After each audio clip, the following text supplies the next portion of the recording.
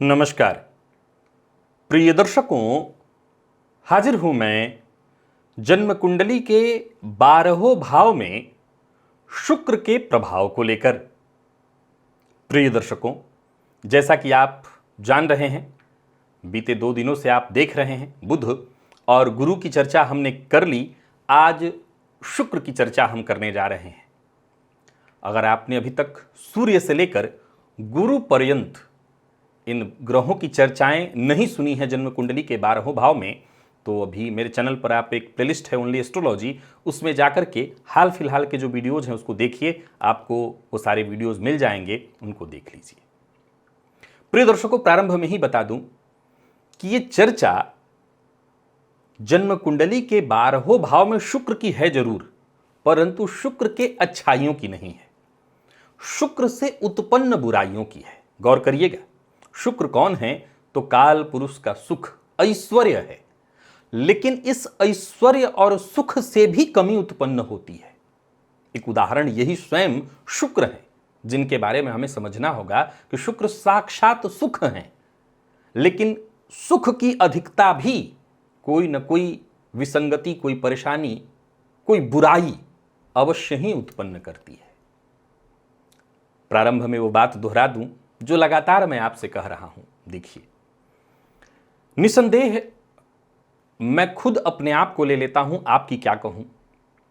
अगर हमें हमारी बुराइयों को सुनने की बात कही जाए तो वो हमें बर्दाश्त नहीं होता। हमारी बुराइयां हमें बर्दाश्त नहीं होती हैं। और अगर मैं शुक्र की चर्चा करते हुए कहूं कि आप परिस्त्रीगामी हैं, तो सीधी सी बात है कि वो आपको कहां बर्दाश्त होने वाला है, भले आप हों। खैर, सीधा सीधा कौन सुनना चाहता है, पर समस्या ये है कि अब मजबूरी है कि अगर बताने जा रहे हैं या तो विषय को छुपा दिया जाए, बताया ही ना जाए, और बताने चलूं तो फिर वो चुभेगा थोड़ा सा। हाँ, मैं आपके संतुष्टि के लिए एक बात कहना चाहता हूं जिसे जरूरी है समझना। देखिए, हमारे जीवन काल में हमारा जो विकास हुआ है, हमारा मानसिक विकास, वो देश काल परिस्थिति के आधार पर हुआ है। जन्म कुंडली में और भी ग्रह स्थितियां हैं, केवल एक ग्रह के प्रभाव से आपका पूरा पूरा व्यक्तित्व तो तय नहीं किया जा सकता।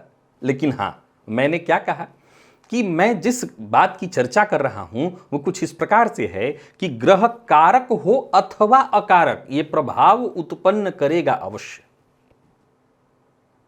कारक होगा तो भी करेगा ऐसा, अकारक होगा तो भी करेगा, नीच इत्यादि हुआ, पीड़ित हुआ तो और बढ़ के करेगा। आइए चलिए चर्चा प्रारंभ करते हैं।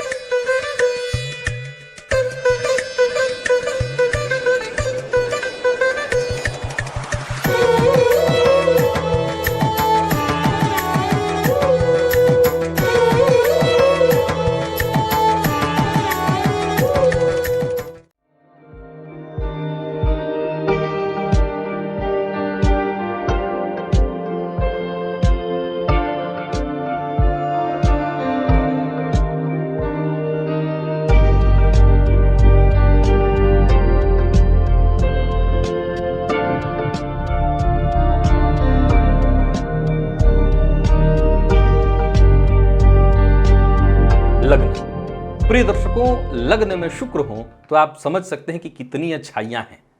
अच्छाइयों की चर्चा तो आपने खूब सुनी है, पर ऐसा जातक देहाभिमानी होता है। अब ये देहाभिमानी आम लोग न जानते हो, अपने देह का अभिमान करने वाला मैं बड़ा सुंदर हूं। सीधी सी बात है, ऐसे लोग सजने संवरने वाली स्त्रियों से भी ज्यादा सजने संवरने वाले होते हैं। मतलब यूं समझ लीजिए कि जिनकी कुंडली के लग्न में शुक्र हो, उनका मेकअप रूम अवश्य ही होता है। अब अपनी अपनी परिस्थिति, अब हर किसी के पास मेकअप वाली व्यवस्था उस तरह की तो नहीं हो सकती, अपने अपने हिसाब से हो सकता है। क्रीम से भी कोई काम चला रहा हो, लेकिन चलाएगा, चाहिए जरूर, ये फाइनल है। एक क्रीम हो सकता है जो आपके चेहरे पर ग्लो लाए, इस तरह वाला आप लगाते ही होंगे। अतिकामी, भोगी और विलासी प्रवृत्ति ये आपके व्यक्तित्व का अभिन्न अंग है। जन्म कुंडली के दूसरे भाव में शुक्र हो तो आपको मीठा बहुत पसंद है, मिष्ठान्न प्रेमी और चिकनी चुपड़ी बातों से किसी को भी अपने वश में करने का एक अद्भुत गुण भी आपके पास है। और वहीं महंगी शराब, आप उसके विशेष शौकीन होंगे। मैंने ये नहीं कहा शराबी, ध्यान रखिएगा शब्द को।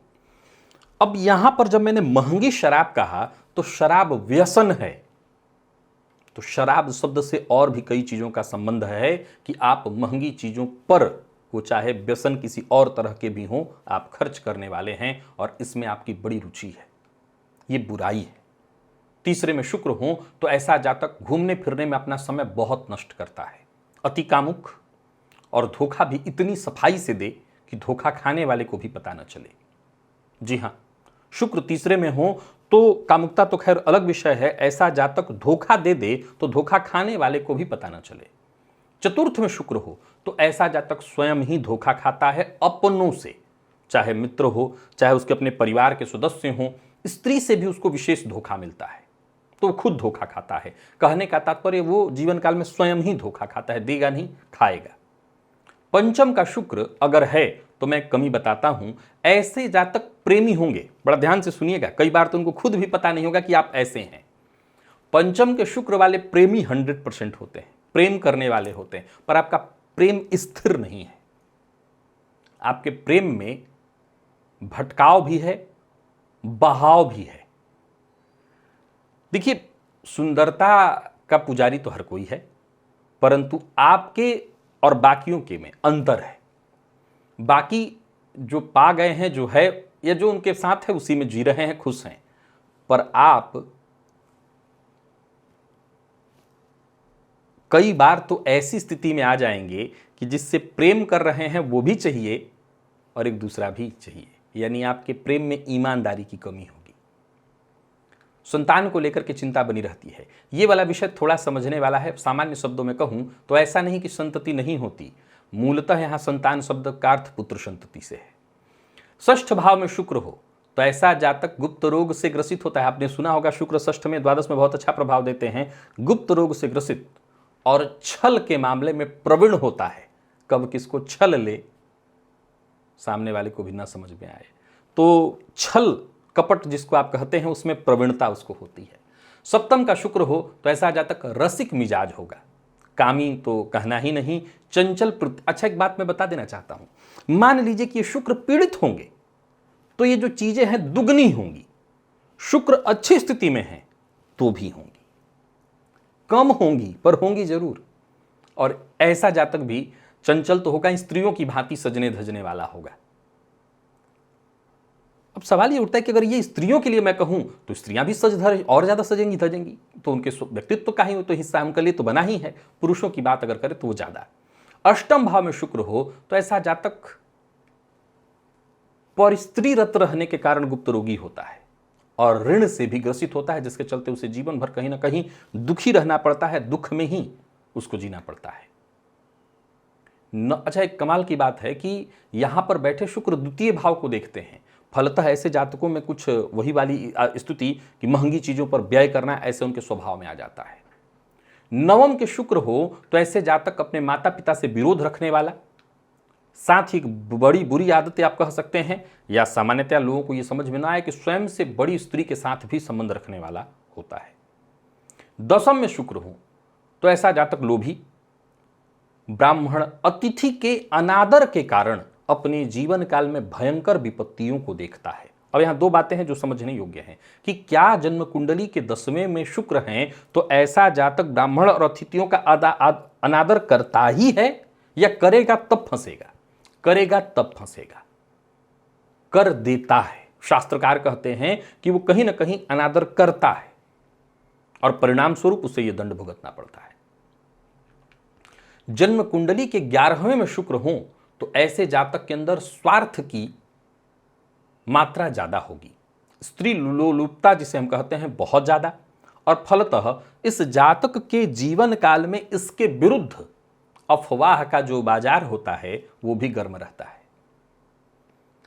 ये प्रायः देखने में आता है। और प्रिय दर्शकों, जन्म कुंडली के 12वें में शुक्र हो तो ऐसा जातक पर स्त्रीरत, गुप्त रोगी, धातु विकारी, यानी पुरुषों के लिए विशेष रूप से, क्योंकि बहुत कम उम्र से ही गलत आदतों के शिकार हो जाते हैं, फलतः धातु संबंधित उनको परेशानियां, रोग उनके जीवन काल में घर कर ही जाती हैं। और 12वें के शुक्र में भी एक चीज आप देखे होंगे कि ऐसे लोगों को भी सजने धजने की आदत बहुत होती है, स्त्रियों की भांति ही ये सजते हैं।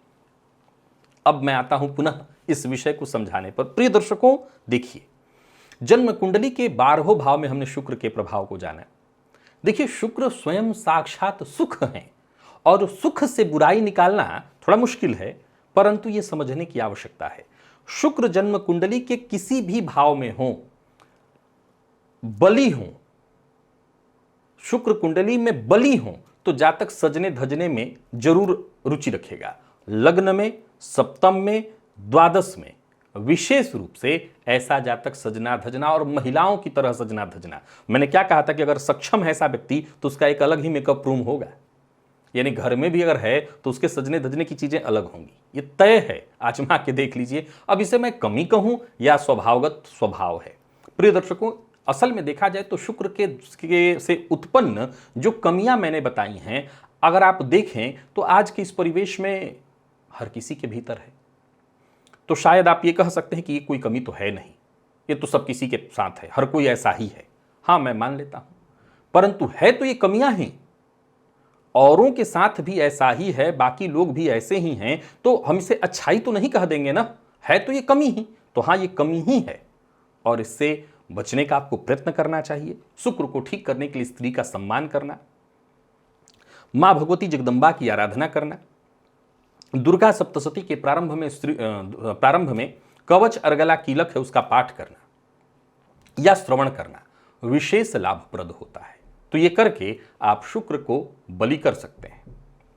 बाकी शुक्र को ठीक रखना है तो उसका सबसे सरलतम उपाय है स्त्री वर्ग का सम्मान करना, ब्रह्मचर्य का पालन करना। आज के लिए बस इतना ही। अब बाकी के 3 और जो ग्रह बचे, शनि, राहु, केतु, उनकी चर्चा अब आने वाले दिनों में आगे मैं करूंगा। तब तक के लिए मुझे इजाजत दीजिए, पुनः मुलाकात होगी। नमस्कार।